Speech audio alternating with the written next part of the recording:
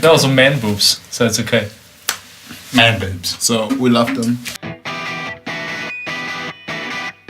Is it that bad? How do I pronounce your band's name? And yeah, don't be like a fucking dickhead. Just be like a gentleman. Yeah, totally. Guys, here's the gem of wisdom for you. Yeah. Don't be a dickhead. That's it. Yeah.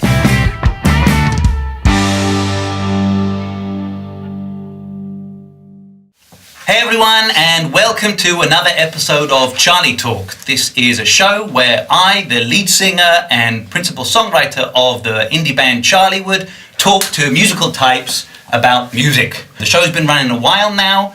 If you like what you've seen so far, here's a link to some more shows. There'll be a nice link here to a playlist of the shows.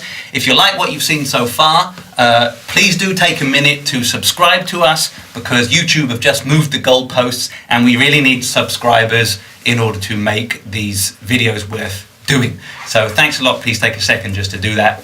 It's about here, the button, I think. You can smash it. People are smashing buttons these days. I hear there's a lot of button smashing if you watch YouTube. You don't need to smash it. You can be gentle and respectful with the button. Respect its needs. Just tickle it. Just give it a gentle caress, and it'll make everyone's lives a little bit better. Yeah, so today I am joined by two members of, and now I'm going to trip up because I didn't ask them how to pronounce it. In English we'd say At Pavillon, but it's spelled At Pavillon. I'm going to zoom out now. Hello chaps. Hello. Paul and Mwita from Mwita, sorry. How do I pronounce your band's name? Yeah. Firstly, thank you for having us. Thank you for the invitation. Thanks for coming down to the cellar. We're honored. It's a pleasure. Yeah. And how would you pronounce it? Yeah, tricky question. No, I would say At Pavillon. Like a mixture of English and French. Not my best question, guys. The questions are going to get better, I promise. That was not my finest question. So we'll start as we always do. Please let your YouTube audience know about your maybe a bit of a band biography or a personal biography, a bit of musical background, just to start us off. I think like the former piece of At Pavillon was like formed when I was in school. There was like this idea like, oh, I want to become a rock star. Good idea. Yes, and then like I started like asking people to join the band. There was some difficulties, and then like by the end of 2014, we finally found us together, and that's how we met Paul and Tobias from the band. Yes, and like, where's this now geographically? Where are we? We in Vienna? We're in Vienna. You've always been in Vienna as a band? Yeah, like okay. I think Paul is from Lower Austria, and I'm from Salzburg, born in Salzburg. Okay. Yeah, and Tobias is from Bavaria. Right. And Bernd is the only one who's the original Wiener. Yes. Like back in the days in Salzburg, I was like jamming around with my friends at the Salzach. Okay. Yeah, we were like just think 5 or 6 fellas who like to do a bit of basking, bit of trying to cover songs with different lyrics. That's how like I found like that's how I got into the English speaking terms in singing terms, and yeah. Yeah, for me it was like basically from the countryside. It's a small town in Lower Austria, and we have a zoo, and I love the zoo. Just mentioning. Okay, shout out to the zoo people. Lots of lions. Yeah, and yeah, basically studies brought me to Vienna. I got a master's degree now since January. Finally, in drumming? No, in political science. Ah. And 3 years ago, I felt, or 4 years ago, I felt like, hey, somehow I was playing now drums since 10 years, and I felt the need somehow to share this with other colleagues. And then I found this cool guy who has exactly the same interests in music and who looks awesome. And I thought that's a perfect combination. And then I met the other two guys, and yeah, then it just happened. It was really nice, yeah. Yeah, really romantic somehow. Yeah, I can remember like when he first phoned me. He was like, "Oh, I saw your how do you say that, like your ad or Yeah. Do you say like You're that? right, sure. Yeah, and then we're like, I think we should make music together. Yeah. Did you swap a few people out before you reached the final form as we know it today, or? Yeah, it took a while. I think like it's so important to find like just fellas you like to hang out with. I think Sure. it doesn't really matter like how good they play. I think the first thing what I'm attracted to a musician is like how we connect. How we connect like Sure. in a intellectual way. Sure. I would say, and also in a fun way. And also yeah. I think if that's okay, like it doesn't matter. Yeah, I heard of a band and they were looking for a new member, and the first step of the process was that potential band member comes round to their place and just hangs out playing PlayStation and drinking beers with them for the whole evening. No music gets played. If they pass that first test, then they listen to them playing the guitar, because I think they're like a pop punk band. I can't remember which one it was, but one of the bigger pop punk bands, a touring band, and they were looking for someone to take on tour, and they just said, yeah, I mean, you just assume that they're going to be able to play pop punk tunes, not the most technically complicated music to play, but what's really important for them, they said, is they need to be able to spend time with them in a bus for months on end.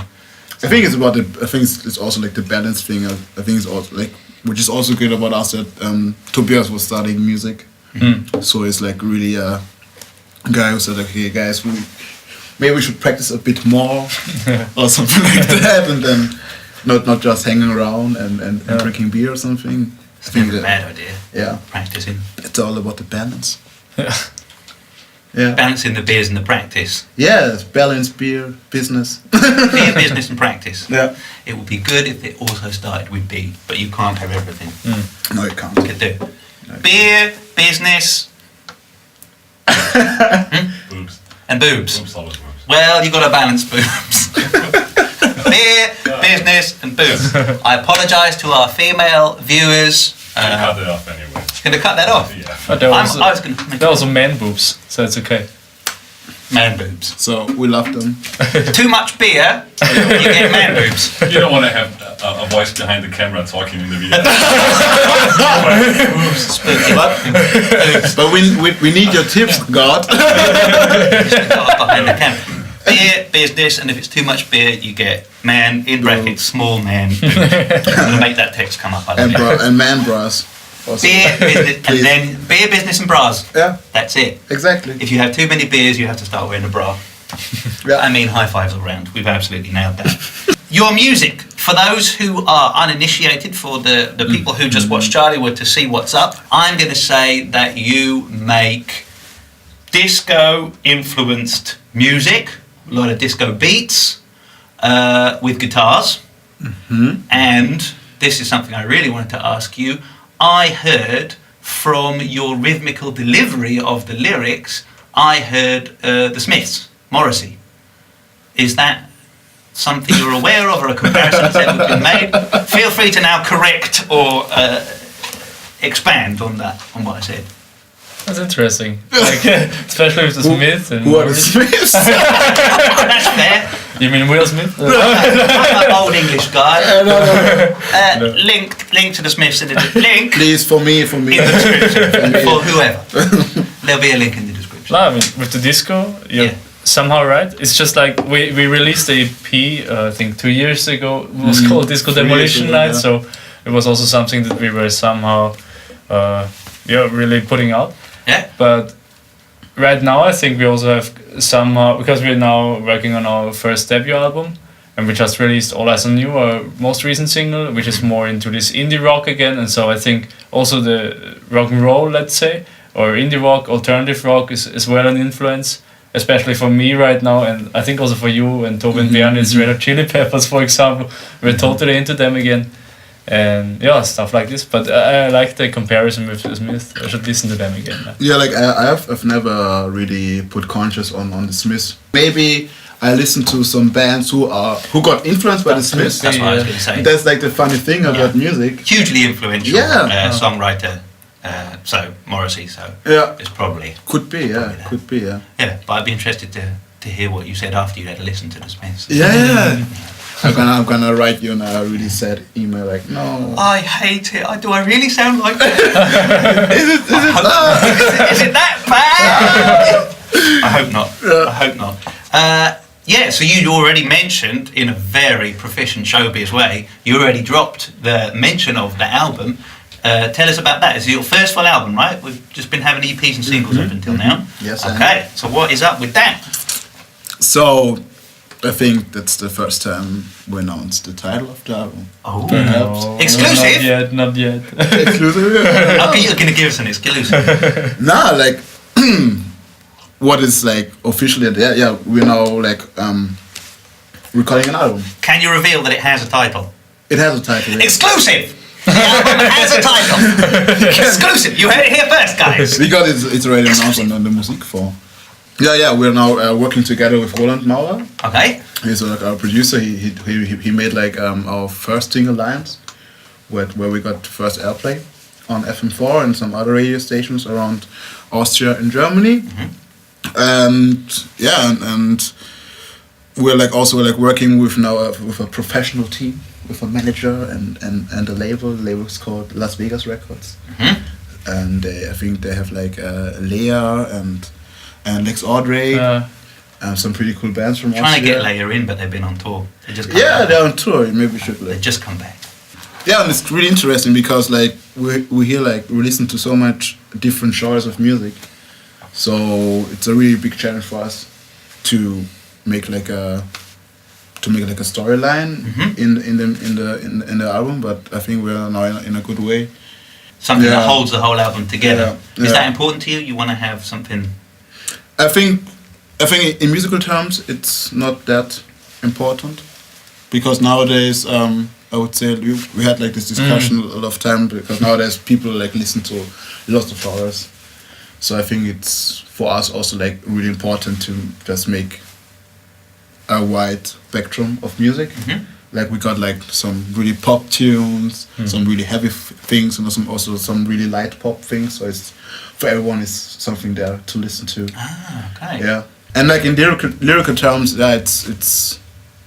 it's just a big. I think it's a mirror of the way what we have been up to in our lives about like struggle things like who am I, who like what's my aim, what's my dream. It's like when you become older, it's so hard to pursue like music like like when you began studying music, it was like you had like such a naive eye on it. We thought it was going to be easy, didn't we? Yeah, and then like you're getting older and some things are happening and shit gets whack, as they say.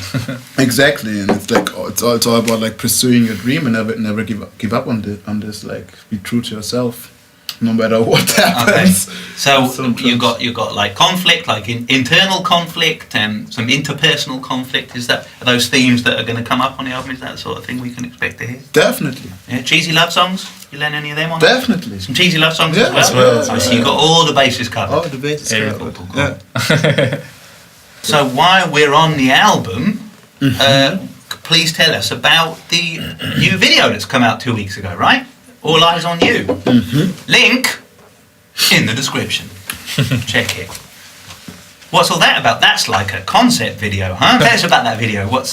Or do you want to? Do you want to leave it up to people? How much do you wish? No, actually, it's quite interesting about this music video because when I wrote the lyrics to it, I had like a different intention of how the video would come out. Okay. Because like it was like the phase I was studying film production and then I got dropped out in economics because I was so bad. You were bad at film production? Yeah, like this. They had like different subjects. Okay. You had like drama and also you had like economics, and that was a pain in the ass for me. Numbers, man. So I got dropped out, and I was like, okay, shit, what am I gonna do? And I got like all eyes on me. I was like, okay, shit, you got like this pressure in the system, right, where you have to deliver successfully. You see like all your friends on Facebook or Instagram are like living the dream or like showing like their bachelor and or their masters, and like, okay, fuck, stupid hats, I'm still in this rehearsal room broke and no money, and then I was starting like, you had like all eyes on you, like band members like was asking like, hey man, are you having a plan B? And like your parents are also like asking you like, hey, have you got anything up to plan B or plan C? Like, man, I don't know. And then I had like to write this face on a paper. So then we met Gabriel, our Cinematographer. Exactly. And then I said like to him, hey man, we need like a ride video. He's like, no, actually, we should make it like more into.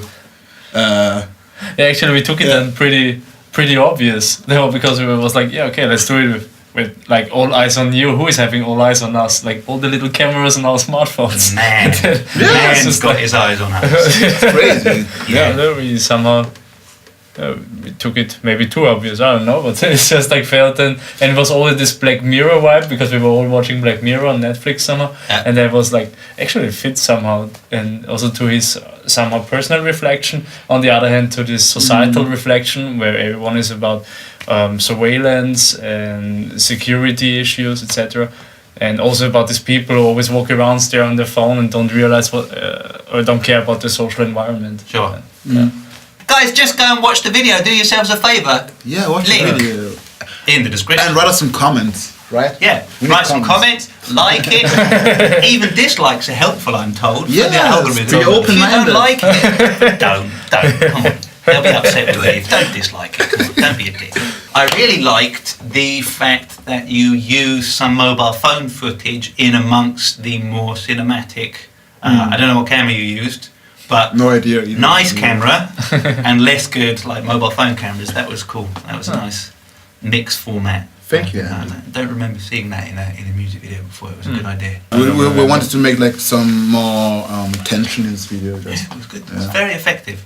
So while we're on songs and the themes of songs and the topic of songs, I want to ask you a question. How do you balance, for example, content and feeling, like the melody and the groove and the way that the words feel and the way that what the words mean? Like, where's At Pavillon in that spectrum?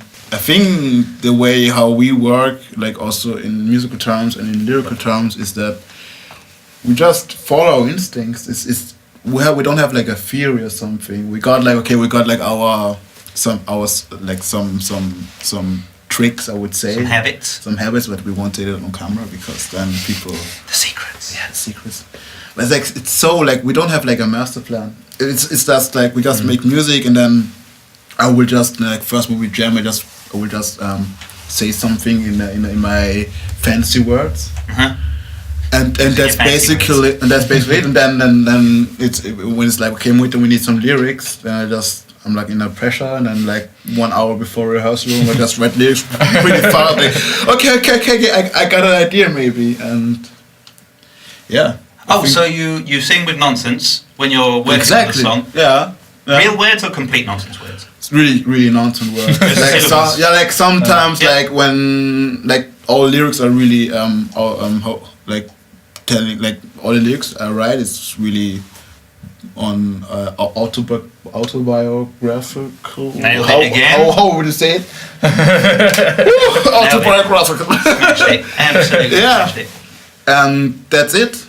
I would say like just write about I don't know when I'm having like as I said before, like when I got dropped out of university, I felt quite shit, so I had to write about it. Sure. And then like my boys also helping me out. Yeah. I was listening to your tracks. I had a Spotify playlist running, listening to your music, and I was struck, which is what made me think of Morrissey, is that you seem to find it important to get certain words out that it doesn't sound like, so it's quite rhythmically irregular because you've got the syllables of the words that it sounds like you want to say, rather than from the other perspective, you've got the rhythm that you want to have and you just fit the words to that. Yeah. It sounded, as I was listening to it in a few songs, it sounded like you got these words that you want to say and you've kind of squeezed. I mean, it doesn't sound Wow. squeezed, but the way that you deliver it, it sounds like you want to say these exact words.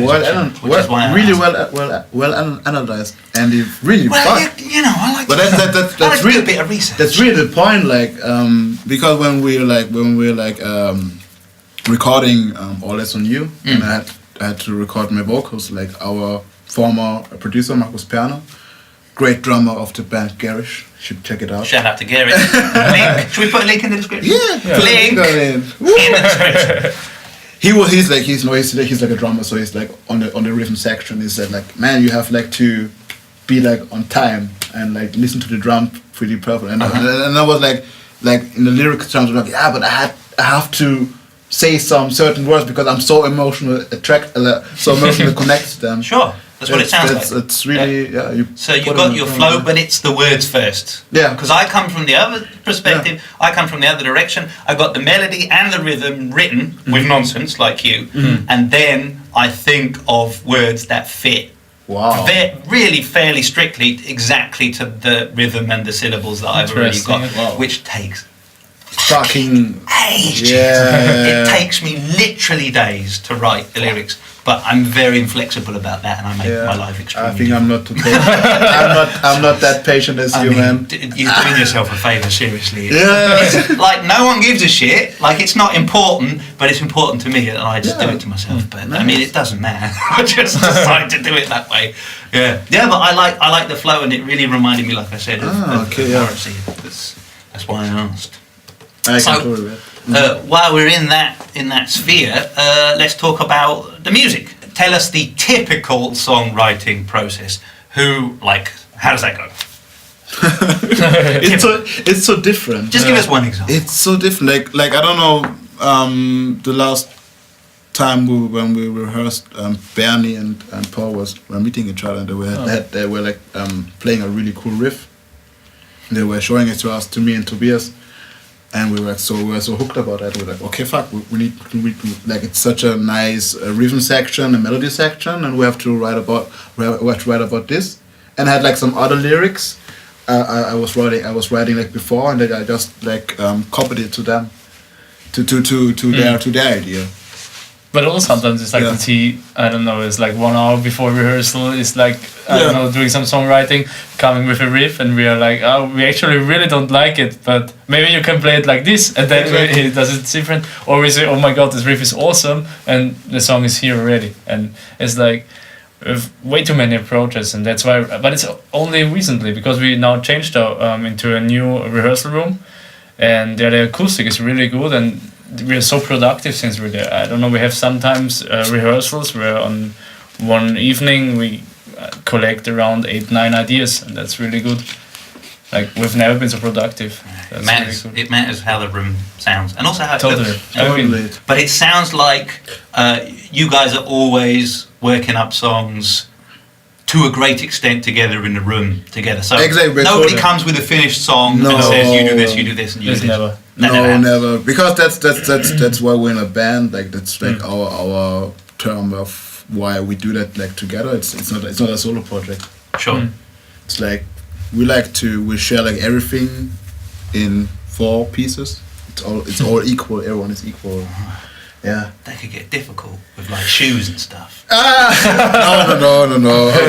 About this, okay, that's also like a different story. But there's a shoe sharing. Like the funny thing about All Eyes on You, Tobias was like showing me like electronic loop thing, sample thing, what he was working on, and then I was like, oh, that's really nice, and then I just played it on my acoustic guitar because I have no idea what technological terms in computer music, and I was like, hey, we can combine it together, and then it turns out completely different. But that was also like a way how we did it. Yeah, sure. Yeah, coming at it from different directions. Exactly. Nice. Mm-hmm. Hey, you know what you forgot to say? When's your album coming out? I just realised we were talking about it for a while. That's true. We skipped that bit. Should Good drop that. question. We didn't fix a date yet. Okay, rough ballpark. 24th of February 2019. 19. No, it doesn't. This year? No, it's next year. Next February year. 2019. Yeah. Okay, next year. Yeah. How far along is it? Songs all written? No. Songs aren't even all written yet. No. I mean, we got a huge selection of songs. We still have Okay, to decide which one right. are gonna make it until up to the album. Okay. Yeah. One thing about how we approach songwriting is also Yeah. that we like to try it out on live. Yeah, that's true. Yes, let's talk about live performance. Yeah, because Yeah. so like when we have like an argue like what song is better or, Sure. or less better, we just let's play it live and the audience will decide, Mhm. and then we just decide on their reaction, how they react to our music. Okay, so you're very much a live band. Yeah, totally. That's always top priority. top priority. Do you ever write music that it would actually be very difficult to perform live? Has that ever happened, or is it always something that you try and make sure? No, for us, we kind of have the approach that, okay, we got a studio production, and this is only studio production now. And we don't think about, okay, how do we transform this live? While recording, we're only focusing that we make out the best for the production level. But later, when we are thinking like, okay, now this song we're gonna play live, then we see, okay, does it really have to be exactly like on the album or the digital format, or I don't know, maybe we say, okay, no, we make an acoustic version of it and play it live. I mean, this actually we never did, but we could think about it. About the acoustic version live. But I don't know. Good point. Maybe. We have to have it honest.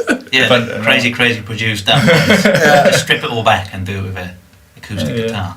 Are you often surprised by the reception, either negatively or positively, that songs get? Do you think, let's see, I'm not sure about this song, and people go berserk, or the opposite, or I think we experienced actually the opposite when the song we wrote like computer.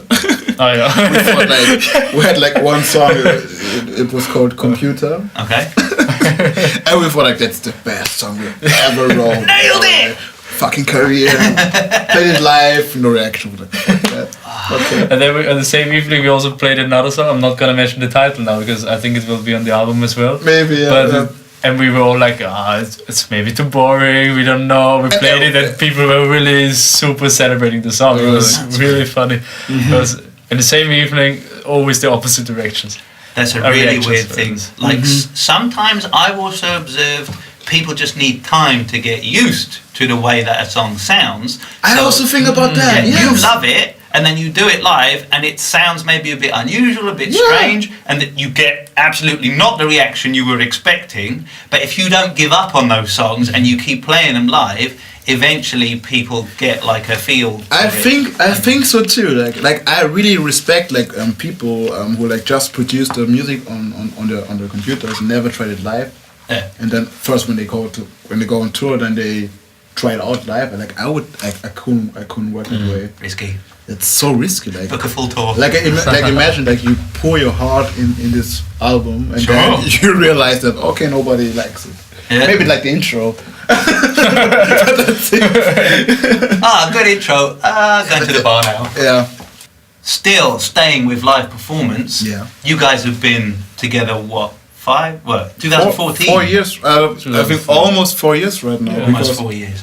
So you've done a lot of gigs. Have you got a live gig story for us? One day we played a little tour through Czech Republic and supporting two great bands, Ghost of You and I Love You Honey Bunny, two indie rock bands summer. And both of the shows in Prague and Brno were sold out. And it was really cool because we were playing and it was suddenly we felt this strong connection to the audience. And we were, I don't know, around 200-300 people. It was, and they were so highly motivated. And suddenly they started to do a mosh pit. Like, really crazy. It was first time this happened to us at the show, and then Mwita, for some reason, decided, yeah, fuck it, and he was jumping into it, and suddenly he was lost, and the microphone was with a cable, and so everything was falling down from all the microphone stands, and Bjarni, our guitarist, had to build everything up again, and they had to watch out for the effects, and he was just, I couldn't see him anymore, and after 1 minute he was coming up, everything open, full of sweat, and he was smiling so much. I loved it. It was really. Yeah, that was so crazy. Was there some bad touching happening in there? No, we laughed. No, was no. good. I You love. had a nice time. Yeah, It was good touch. Yes. Hashtag good touch. Gave him some whiskey. Oh, lovely. I think, man, I would have to continue. So you're the first signed band that we've had down here. Up until now, we've had indie unsigned artists. So this is a question that I ask people: advice, either things that you realised have worked, or possibly even more useful stuff that you can definitely recommend not doing that hasn't worked, that you tried and that failed. That's even more useful to people. Like any advice for potential musicians watching now who want to get into the game. I mean, one advice would be is like keep on working hard and also go to every festival and events that you can imagine where there are possible labels, booking agents, etc. and just talk to them. Don't be too shy, just go there and it's like, hey, how are you? I don't know, talk about anything and then exchange numbers and meet them, be annoying and always be there. We did this for the last couple of years and then we ended up with people with whom we actually haven't met so intensively before, but somehow other people then start talking about you, and this is really important. Like, I think what I really learned, or what we really learned, is that we were like thinking like linear, like really like we have to work with this guy. That's true. But this actually, like you will I think to 99% you will never work with this one guy you want to work with, because it's way like, it's like, okay, I want to have this woman. Sure. No chance. Lucky.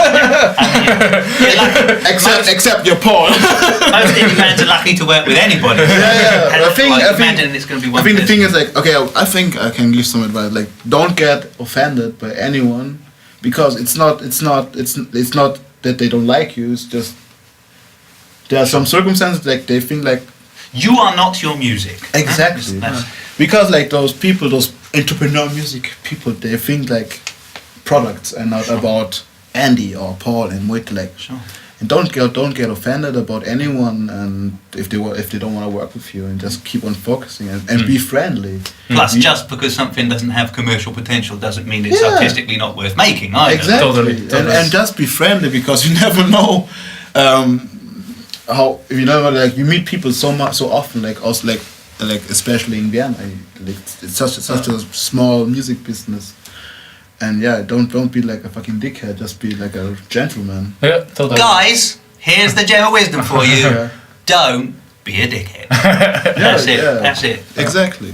And also realize that it won't go like this. It takes years. David Bowie, I was watching his documentary recently. There are many, and it was like the first album. It was released, I think, 1969 or something like this. Not sure about that. And then it took around 4 to 5 years until someone knew who David Bowie was. Sure. And then also he did not make sold out shows or anything, but he was at the label and everything, but it was just like the time wasn't right. Yeah. But I think with the 4th or 5th album suddenly it started, and then it's just, you can see in music there is no one way. It's always like way too many ways that lead to Rome, let's say. And the Beatles are another great example of that. Totally. 6 years of playing in a cellar or other places, not so nice. Which doesn't mean that we have achieved anything, but we're just at the beginning. So we just I asked because you guys have achieved what most indie bands would consider to be the first major milestone. Yeah, exactly. You got signed, you got management, you got a booking agency. Yeah, exactly. That is for a lot of indie bands. Like,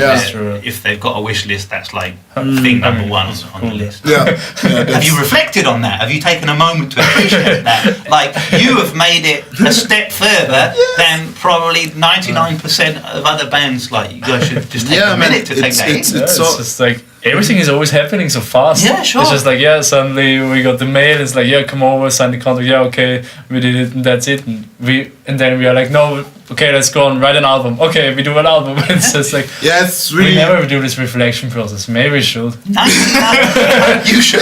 99% of bands never make it to that point. We did at Christmas, at the AP Christmas evening. We did like a reflection. Yeah, that's true. But this is always so sad. We always get so emotional. Yeah. You've got to feel the feelings, guys. But I think the thing is like that, because we worked so hard, and now we met some people who can help us. And we're like, okay, now we can spend the time what we spend on our laptops in the rehearsal room. Right. So we're like, let's keep on focusing. Yeah, totally. Get the music done. I mean, that's a major load off your mind. You don't have to book shows anymore. And don't think like if you have like a management or label that that the work is done. Like the work is actually starting Then right it really now. starts. That's when it really kicks off. Then you got Exactly. all eyes on you, basically. Right. And then, Check it out on the bottom. seamless! Seamless! Just slip that straight in. Unbelievable. Absolutely nailed it. And are there any disadvantages to having management? Like you were indie for so long, like independent, unsigned, you could do whatever you wanted. All the creative and business decisions were yours to make alone without having to consult with anyone. How much give and take is there, or do you pass the business decisions off to the management? Like maybe, I'm sure people would be interested in like how that works, if you wouldn't mind talking about it. But to be honest, like how Stefan Redelstein is working with us, or how he's generally working as a management, he works, I think, quite laissez-faire. Okay. Which I think he gives a lot of freedom. And he sometimes, I think he was also saying in another interview, that he tries to emphasize on what's already there. And like, for example, or let's say that he wants to push, like for example, us as a boy group, let's say, but still gives us way too much space, you might say so, because it's like for us still, we all thought maybe then he would bring the rote Faden that we were mentioning before, but it's like, no, it's still ours, and that's somehow cool. On the other hand, it's also like, not so much change then. Right. On a musical level now. Okay, so you would maybe even be open to even more suggestions or like We're always possibilities open. being presented to you. Exactly. Like, if anything, you don't feel like you're having too much direction put into the band. It's like, I think the thing is also like the conscious thing about, okay, we do the creative work and he's doing the business work. Totally, yeah. And there's like no arguing point about that. Like totally. when he says like, okay, I don't know, I would say that song number 5 of the album should be as a single. Say okay. right. But if we say no, we don't want it, and he's also like, okay, no problem, let's suggest something different, then he says, that's really cool actually. I think it's all about trust. I think we trust him, he trusts us, and that's basically it. I think when you don't trust your management, you shouldn't work with him. Totally, yeah. Probably shouldn't sign in the first place. Exactly. I think that's the whole point. Just if you trust him or her, just go for it. That's the most important thing, yeah. All right, chaps, I'd say we draw it to a close there. Is it already? That's over? Dude, I'm sorry to disappoint you, but all the good things in life have to end at some point. Oh, okay. Even our lives themselves are ephemeral. We're born and then we have to die. This interview begins and then it has to end. And we've reached that moment. Okay. Thanks very much for coming in, chap. Andy, thank you for your invitation. A pleasure. A pleasure. You've been very good interviewees. Good luck with the album, with getting it done. Thank you. Early 2019, right? Exactly. First quarter, we can say something like that. Yeah. Cool. Look out for that. When it comes out, I'll put the link in the description of this video. It'll still be Very on. fun. It'll be on YouTube. James. All right. Thanks for joining us, guys, and see you on the next Charlytalk. See you.